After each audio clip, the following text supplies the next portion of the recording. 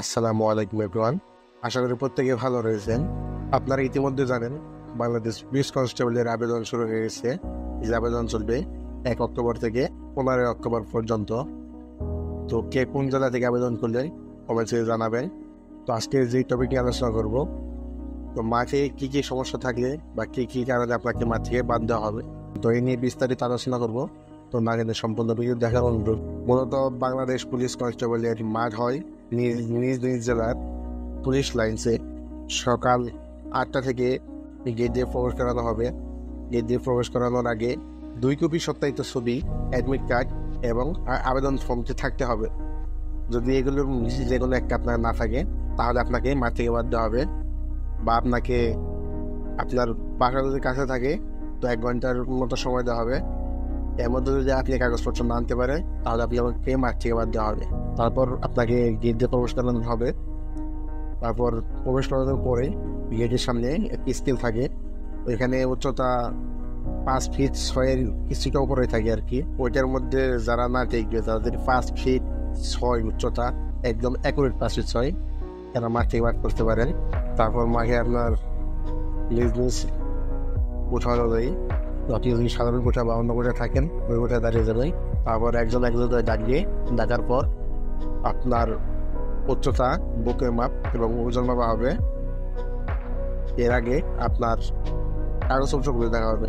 কী কী কাগজপত্র লাগবে সেগুলো হলো আপনার এনআইডি বা জন্ম নিবন্ধন, বাবা মার এনআইডি, নাগরিক সনদ, চারিত্রিক সনদ এবং অবিবাহিত সনদ, এসএসসি বা এইচএসসি পরীক্ষার মার্কশিট বা সার্টিফিকেট। এগুলো থাকলে আপনাকে কাগজপত্রের জন্য উত্তীর্ণ করা হবে। তারপর উচ্চতা, ওজন এবং বুকের মাপ দেওয়া হবে। যাদের উচ্চতা 5 ফিট 6 এর নিচে থাকবে তাদের বাদ দিয়ে দেওয়া হবে, এবং যাদের ওভারওয়েট থাকবে, যেমন আপনার উচ্চতা 5 ফিট 6 বা 7 কিন্তু আপনার ওজন 70+, এজন্য আপনাকে বাদ দেওয়া হবে। তারপর আসে বুকের মাপ স্বাভাবিক অবস্থায় 31 এবং প্রচলিত অবস্থায় 33 হতে হবে, অর্থাৎ 2 ইঞ্চি ফুলাতে হবে। যদি 2 ইঞ্চি ফুলাতে না পারেন এই জন্য আপনাকে বাদ দিতে পারে। তো প্রথম দিনের কার্যক্রম শেষ। দ্বিতীয় দিন যে ইভেন্টগুলো হয়, 200 মিটার দৌড়, পুশ আপ, লং জাম্প এবং হাই জাম্প। 200 মিটার দৌড়ের জন্য সময় থাকে 28 সেকেন্ড। এই 28 সেকেন্ডের মধ্যে আপনাকে 10 জন বা 15 জন একসাথে দৌড় দিতে দেওয়া হবে। যদি 28 সেকেন্ডের মধ্যে 15 জন কমপ্লিট করতে পারে তো 15 জনকে দেওয়া হবে।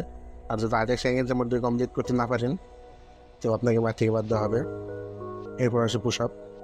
অনেকে পুশ আপ নিয়ে সমস্যা, যারা 35 সেকেন্ডের মধ্যে 15টা পুশ আপ দিতে হবে। যারা 5টা বা 10টা পারেন তাদের মাঠ থেকে বাদ দেওয়া হবে। অবশ্য 15টা মারতে হবে 35 সেকেন্ডের মধ্যে। তারপর লং জাম্প এবং হাই জাম্প। লং জাম্প পুরুষ প্রার্থীদের জন্য 10 ফিট, আপনাকে 2 বা 3 বার সুযোগ দেওয়া হবে। এরপরে যদি না পারেন তাহলে আপনাকে মাঠ থেকে বাদ দেওয়া হবে। এবং নারী প্রার্থীদের জন্য 6 ফিট, এবং তাদেরও 2 থেকে 3 বার সুযোগ দেওয়া হবে। এরপরে যদি না পারেন তাহলে মাঠ থেকে বাদ দেওয়া হবে। নারী প্রার্থীদের জন্য পুশ আপ 10 ফিট 30 সেকেন্ডের মধ্যে। যারা পুশ আপ না পারবে তাদের মাঠ থেকে বাদ দেওয়া হবে। এরপর আসে হাই জাম্প মেয়েদের ক্ষেত্রে 2.5 ফুট অর্থাৎ 2.5 ফুট, এবং ছেলেদের ক্ষেত্রে 3.5 ফুট। যারা উচ্চ লাভে না পারবেন তাদের মাঠ থেকে বাদ দেওয়া হবে। উচ্চ লাভে দীর্ঘলাভের মতোই 2 থেকে 3 বার সুযোগ দেওয়া হবে। এরপরে না পারলে মাঠ থেকে বাদ দেওয়া হবে। এরপর আসে তৃতীয় দিন হয় 1600 মিটার দৌড়, ড্র্যাগিং এবং রুপ ক্লাইম্বিং। 1600 মিটার মূলত ম্যাক্সিমাম মানুষ 1600 মিটারে বাদ পড়ে। ছেলেদের ক্ষেত্রে 1600 মিটার 6.5 মিনিট, এবং মেয়েদের ক্ষেত্রে 1000 মিটার 6 মিনিট। এর মধ্যে যারা কমপ্লিট করতে পারবো তাদের দেওয়া হবে, আর যারা না পারবে তাদের বাদ দেওয়া হবে। এবং ড্র্যাগিং হলো টায়ারের মধ্যে কিছু পাথর বা বালু দেওয়া থাকে, মানে ওইটার ওজন 150 পাউন্ড থাকে। ওইটা একটা নির্দিষ্ট সময় আর একটা নির্দিষ্ট জায়গা থাকে, ওইটা অতিক্রম করতে পারলেই এটা হবে। ওইটার জন্য যেমন একটা বাদ দেওয়া হয় না। এরপর আসে রোপ ক্লাইম্বিং। দড়ি বেয়ে উপরে উঠতে হবে। এটা ছেলেদের ক্ষেত্রে 12 ফুট এবং মেয়েদের ক্ষেত্রে 8 ফুট। যারা কেউ অতিক্রম করতে না পারবে তাদের বাদ দিয়ে দেওয়া হবে। এগুলো যারা কমপ্লিট করতে পারবে তাদের লিখিত পরীক্ষার জন্য কিছু টাকা পে করতে হবে।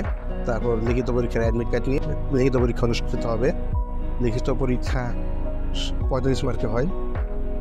যারা ম্যাক্সিমাম যারা 30-এর উপরে পায় তাদের ভাইবার জন্য ডাকা হয়।